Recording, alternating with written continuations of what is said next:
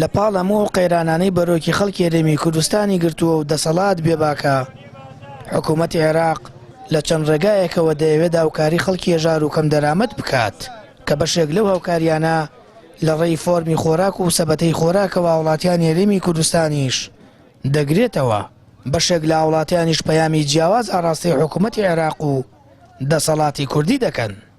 براگیان من هیچ قسەیە ناکەم چونکە من هیچ موچەیەکم لێ لەم کوردستانە لەوانەیە بێژم کوردستانیش نیم وەڵا بۆیە کە من ئەمە بکەم هیچ منەتی حکوومەت وە هیچ حکوومەت چ منەتێکی هەیە وەسەری ئەمەوە ئەبوایە یارمەتی پیاوی پیری بدایە یارمەتی فەقیری بدایە یارمەتی حیزبایەتیەکە بەڵام من حکوومەتی عێراق مەمنونی ئەوین ئەگەر هاوکاری فەقیر و فەقەرا و ئیدی کوردستان بکە. وەڵام من هەر کەسێ ئەوە هەڵوێستێکی جوانیە بێ من دەستخۆشی لێک بۆ هەڵوێستی حکوومەتی عێراقیش بەڕاستی هەڵوێستێکی جوانە هیوادارم حکوومەتی هەرێمی خۆشمان چاو لەوان بکەن.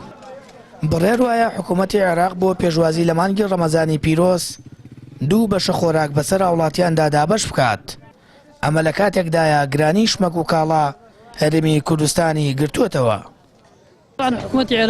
حکوومەتی عێراق وەکو بەرپرسیارەتی خۆی حکوومەت هەموو حکوومەتەکە بێ وابێ کە ئەڵێن باوکی میلەتە ئەبێ ئاوا بێ کە تۆ میلەتەکە بینی لە ناڕەحەتیە ئەبێ هاوکاریان بکات. خۆمە شتێکی خراپ نییە شتێکی زۆر باشە هەر کەسێک بێت گرنگەوەی هاوکاری خەڵک بکات هاوکاری ئەم خەڵکە هەژارە بکات. مادی غیزایەکە تەواو مادی غیزای هەرا درێ و کێشەیەکی نییە بەڵام ئەم مەسەلەی سلفە و مەسەلەی ئەمانە و 100,000 بۆ فەقیر و ئەمانە هیچ ئەسڵ ئەساسێکی نییە.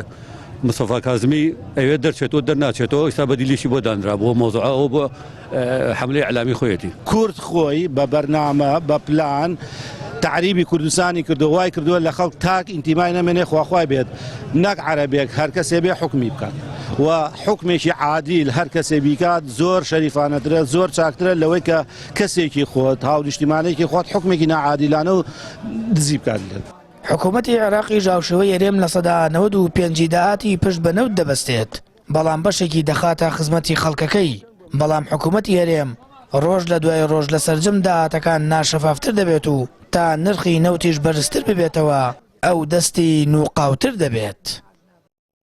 سامان فەتاح کەناڵی ئاسمانی پەیام هەڵەبجە.